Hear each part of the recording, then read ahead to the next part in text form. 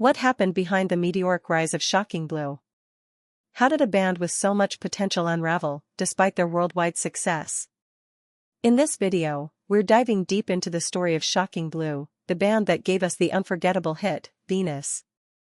While their music captured the hearts of millions, their journey was far from smooth. Join us as we explore the band's rise to stardom, the personal struggles behind the scenes, and the tragic unraveling of one of the most promising bands of the 70s. Shocking Blue emerged in the late 60s, a time when the global music scene was rapidly evolving.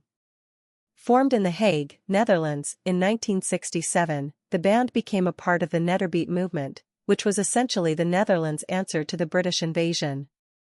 Their unique blend of rock, psychedelic pop, and folk set them apart from the crowd. Robbie van Leeuwen, the band's founder, had been part of another Dutch group, The Motions, before deciding to create something new, a band that could compete internationally. Initially, Shocking Blue struggled to gain widespread recognition. Their first single, Lucy Brown is Back in Town, made some noise in the Dutch music scene but didn't bring the breakthrough the band hoped for. But this was just the beginning. Fate had something bigger in store for them. In 1968, their original lead singer Fred de Wilde left the band after being drafted into the Dutch army, leaving the band at a crossroads. But this pivotal moment marked the start of a new chapter. Robbie van Leeuwen found Mariska Veres, a stunning vocalist with a deep contralto voice, singing with a local club band. She was the missing piece Shocking Blue needed. With her jet black hair and piercing blue eyes, Mariska had a stage presence that captivated audiences, and her voice elevated the band's music to new heights. With Veres as the new frontwoman, the band quickly began working on new material, and the result was nothing short of magic. In 1969, they released Venus, a song that became an instant global hit. With its catchy guitar riff, pulsating rhythm, and Veres' sultry vocals, Venus climbed the charts across Europe and America.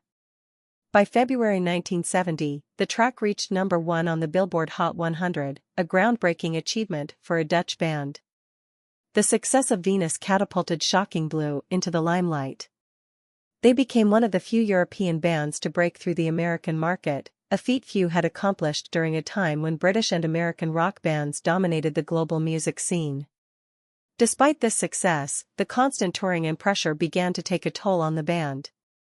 Behind the scenes, tensions were brewing, and the personal struggles that often come with fame started to emerge. Shocking Blue continued to release hits like Send Me a Postcard and Long and Lonesome Road, but the shadow of Venus loomed large. The music industry's relentless demands, combined with internal conflicts, slowly began to tear the band apart. While they continued to create compelling music, the strain became too much for them to bear. Shocking Blue's story is one of triumph and tragedy. They had all the makings of a legendary band, but behind the hit songs and iconic performances, personal struggles and industry pressures pushed them to the brink. While Venus cemented their place in music history, the untold heartbreak and shattered dreams behind their success tell a different story. Shocking Blue may not have lasted as long as they should have, but their music continues to inspire generations. Let us remember them not just for their fleeting fame but for their contribution to the world of rock and the profound influence they left behind.